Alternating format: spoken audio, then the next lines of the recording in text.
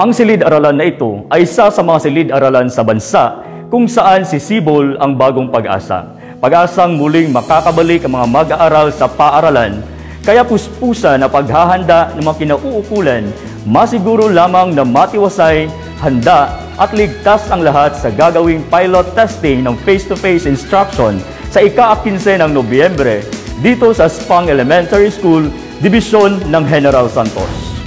Pinangunahan ni School Head Ricky B. Nino ang paghahanda ng mga kakailanganin ng paaralan para sa darating na pilot testing.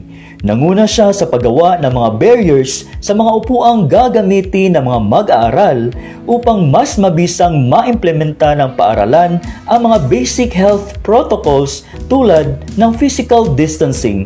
So, kami kasama ang ating mga guro ay abala sa paghanda para nang sa ganun matugunan namin ang mga pangunahing pangangailangan sa pag-umpisa o pagbukas ng klase.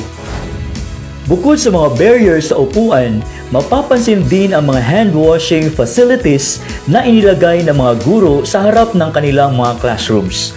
Anila, mas maigi pa rin na mas maituro nila sa kanilang mga mag-aaral ang kahalagahan ng paghuhugas o pagdidisinfect ng kanilang mga kamay, lalo na ngayon na may hinaharap tayong pandemya.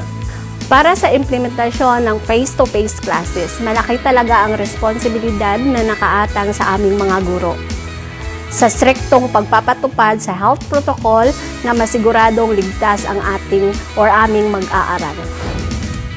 Hindi basta-bastang pinili lamang mula sa simpleng listahan ang Aspang Elementary School upang maging pilot school ng dibisyon dahil bukod sa pumasa sila sa mga pamantayang inilabas ng kagawaran ng edukasyon, dumaan pa sila sa masusing ebalwasyong pinangunahan mismo ni Regional Director Dr. Carlito D. Rocafort at ni SDS Romel G. Flores sa kanilang pagbisita sa paaralan noong ika-26 ng Oktubre 2021.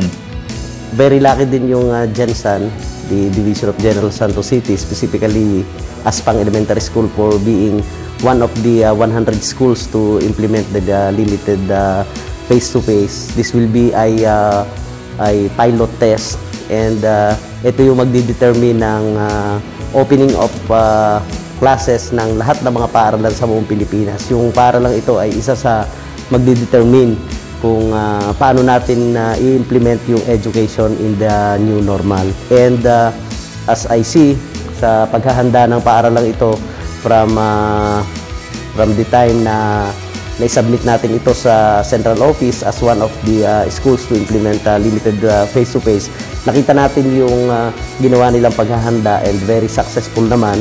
And sabi ko nga, very lucky na nakasama ito dun sa first 100 to implement the limited face-to-face on November 15. Andito si RD, andito kami, andito yung ating mga pinaplanuhan natin ng maayos upang sa ganon ay mai-plaster natin ng maayos kung ano yung mga dapat gawin upang sa ganon mai-implement natin yung pilot testing na talagang in order at na-observe yung mga health protocols because number one qualification is dapat yung ating mga teachers is bakunado at yung mga health protocols ay in place in a certain school like Aspang Elementary School. So nakita naman natin yung preparation doon sa classroom, yung mga upuan ay may mga barriers na mga cellophane and may distance talaga required na number of meters na required bawat upuan. So at least nakita natin na kukunti na lang yung ating preparations na gagawin.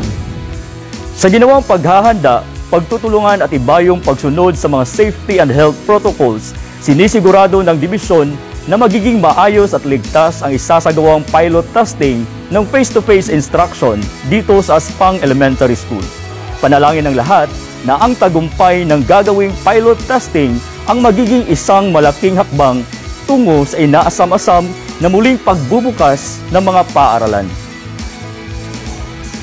Mula dito sa Aspang Elementary School, Dibisyon ng General Santos, kasama ang buong puwersa ng SDO Gensan Communications Team sa likod ng kamera.